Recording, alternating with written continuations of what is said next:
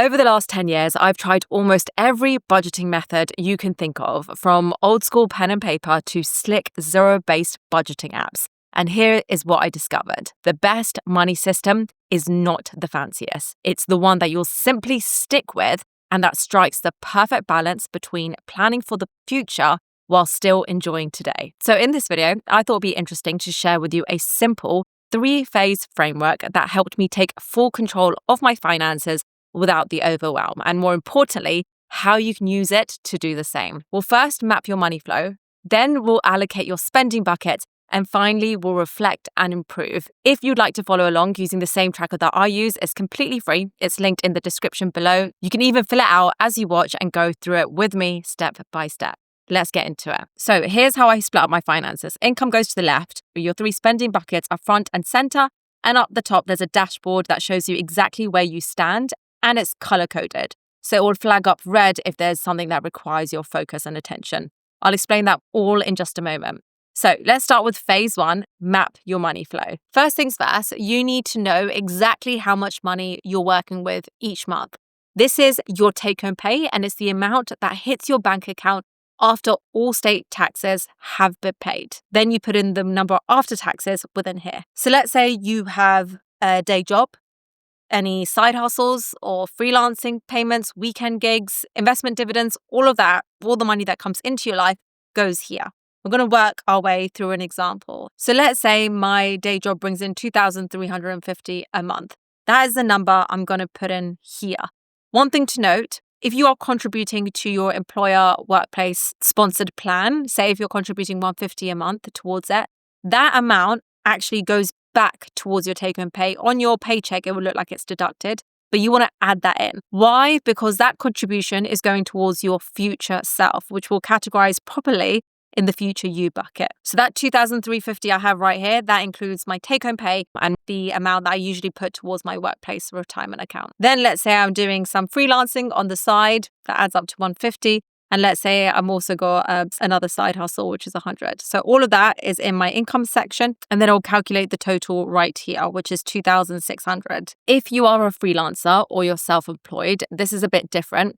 It's not the number that hits your bank account because that number hasn't been taxed yet. So the number that you put in here is the number after you've calculated and deducted taxes yourself. It's your net income. This is important because you don't want to build an entire budget on money that isn't actually yours to spend. Phase 2 is now to fill in the 3 Fs. Your take-home pay, you want to categorize into these 3 buckets. The fundamentals covers the amounts that you spend on your running living costs.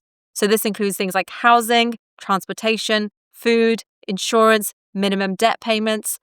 The fun bucket is where you categorize the amount you spend on things that make life a little bit more enjoyable. So dining out, entertainment, hobbies.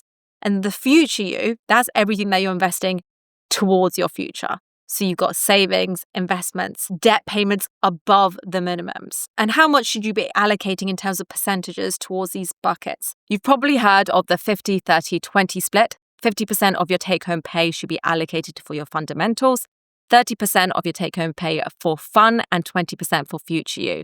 This is a decent starting point, and it's what I'm going to use purely for illustrative purposes, but it was created in 2005 during a different economic landscape when housing was cheaper, prices were lower. Today's reality might look more like 65-20-15 or even 70-20-10, depending on where you live. So now let's allocate that $2,600 into one of these 3 buckets. We want to make sure every single pound or dollar has got a job when it comes to this tracker. So let's start with the fundamentals. I've already listed out some popular categories within this. So housing, rent or mortgage, utilities, water, gas, electricity, transportation. So this includes things like your car payments, your train tickets for work or any other transportation costs, groceries, insurance, and also minimum debt payments. What you want to do is you want to go through your bank statements from the last 3 to 6 months.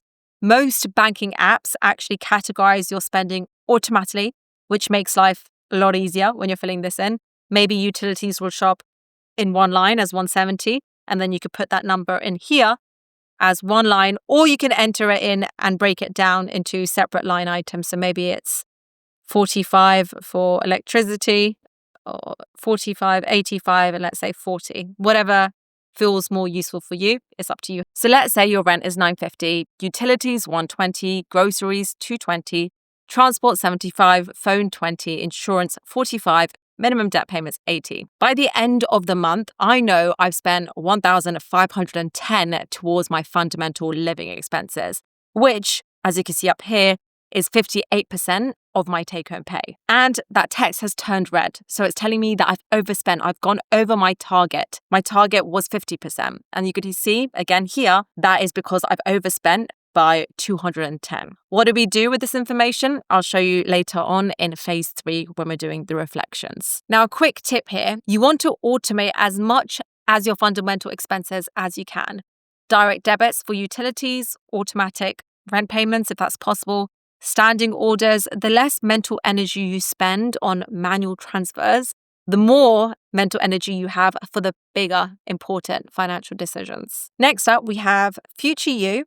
And I deliberately moved this before the fun bucket because paying yourself first changes everything. If you budget for your fun category and you start spending on your fun before saving and investing, you're going to find that the money slips through your fingers very quickly. But if you put yourself first and you say, okay, this is the amount I'm allocating towards my future, then it's a lot easier to then structure your finances to last the end of the month. And it feels a lot less restrictive. So this category includes things like investment accounts, emergency fund, saving for specific goals like house deposit, car deposit, extra debt payments above your minimums. And if you are not sure about where you should be allocating your money when it comes to future you, I also have a video right here which tells you the order of priorities when it comes to extra savings that you have and where they should be going. So let's continue with our example. We've put 130 into a tax-free investment account, 100 towards a house deposit fund, and I've added the workplace retirement contribution back here. So remember at the start, we had our take-home pay, and I mentioned that we have to add back in our contributions towards our retirement account so that we can allocate it properly. I've now put in that number here. So workplace retirement account has 150. And this is important because sometimes it feels like you're not making any progress and you're not actually saving or investing anything, because it's invisible, because you're already doing it and that money's being taken away before it hits your bank account. So this really gives you a clear overview and picture on exactly where all your finances are going. This brings the total to 380, or about 15% of my take-home pay. That's below the goal that I had initially set. My goal was to save 20% of my take-home pay. This month, I've only saved 15%. So it's also red, telling me it's an area that I need to look into. Again, we'll talk about that and how to improve that in phase 3. Another quick tip here, you want to use as much as possible separate accounts for your different goals that you're saving for. So you can have a house fund, a car fund, an emergency fund, and you want to keep them really distinct because there's something very powerful about logging in and seeing exactly how close you are to each target. If you're saving $240 a month for a $20,000 house deposit, you can see very quickly how far you are and how, in this case, you could hit your goal in just under 7 years. The future you section also works in reverse color coding. So it turns red if you're not saving enough relative to your goal. And then finally, you have the fun. And this covers everything that's optional, but makes life fun. So subscriptions like Netflix and Spotify, eating out, entertainment, hobbies, travel, and upgrade choices. So what do I mean by upgrade choices? This is things like taking an Uber over getting the bus, or buying a premium brand of food rather than the regular one. They're not wrong decisions at all, but they are choices. They're choices to upgrade something. So you want to own them as such. So in our example, you've got $780 available or left over to spend on fun now, which is the remaining amount left over after you've allocated for your fundamental expenses, after you've paid yourself first. And now this is what you could truly enjoy with what's left over. So here is an example of a breakdown. Eating out $240, gym membership $35, subscriptions $25, entertainment $65, shopping $60, coffee and treats $50, and then you got miscellaneous as well. We can see once we've allocated all of our spending for the month that our goal right here was to spend 30% of our take-home pay on fun. We're actually spending a little bit less. We're spending 27%, which is less than our goal. And this isn't always a good thing.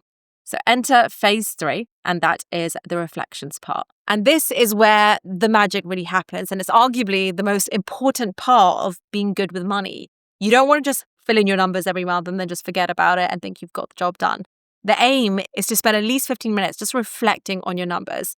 You could do it on the last Sunday of the month with a cup of coffee, make it a ritual for yourself, make it fun. What you want to do is take a look at your numbers, look at the bits that specifically have flagged up, and see how you can improve for the months ahead. That's the aim, just to keep getting better. So I have a few questions that you could ask yourself when reflecting on your month's spending. First, did you overspend? Where did you overspend? If you overspent in the fun category, what caused that overspending? This isn't about being hard on yourself, especially the first month that you do it. It's just about understanding patterns. Maybe you overspent on getting takeouts because you're always getting home late after work, or you were stressed, or you didn't have time to cook. In that case, how can you pre-plan for something like that? Or maybe your fun budget went over because you had more social plans than you had expected for. But just knowing this, having self-awareness when it comes to your spending patterns, understanding why you're doing something will help you make better decisions next time. Second, how can you reduce your fundamental living spending? This is one of the hardest areas to reduce, but it's also the area where you can save the most if you are optimizing it. So think about negotiating your bills, comparing other providers and deals on the market, making sure you are getting the most value for what you are paying. What I like to ask myself as I go through the categories in the fundamentals bucket is, firstly, do I need it? Is it really a need? Secondly, if I do need it, can I live with less of it? And third, if I do need it, can I get the same thing for less? And finally, maybe your fun spending is consistently low, but your savings and investments are really high. Take a step back. If this is aligned to what you want, by all means, you're doing great. But if you feel like you're restricting yourself, maybe you're really not spending for the present moment. You're so focused on the long term that you might actually be letting the here and now pass you by. Take a holistic view of your finances and your life path and see if there is something you want to do now that you are holding back on. Some opportunities are time-bound, and you don't want to look back and think you were so focused on the future that you completely miss the present. Good money management is really balancing the art of investing and planning for your future, but also spending in a way that doesn't make you regret the here and now. So that's it. That is my 3-phase money flow. Remember, if you want to use the same tracker that I used in this video, it's completely free and it's linked in the description below. Give it a try this month and let me know how it works for you. I love hearing about your financial wins, your challenges, and I'm reading every single comment below this video. Thank you so much for watching. If you want to take everything from this video and take it one step further, I've got a perfect video for you. It's called Financial Literacy in 54 Minutes. I'll put it up here. It's my most complete, no fluff guide to mastering your money. I hope to see you there.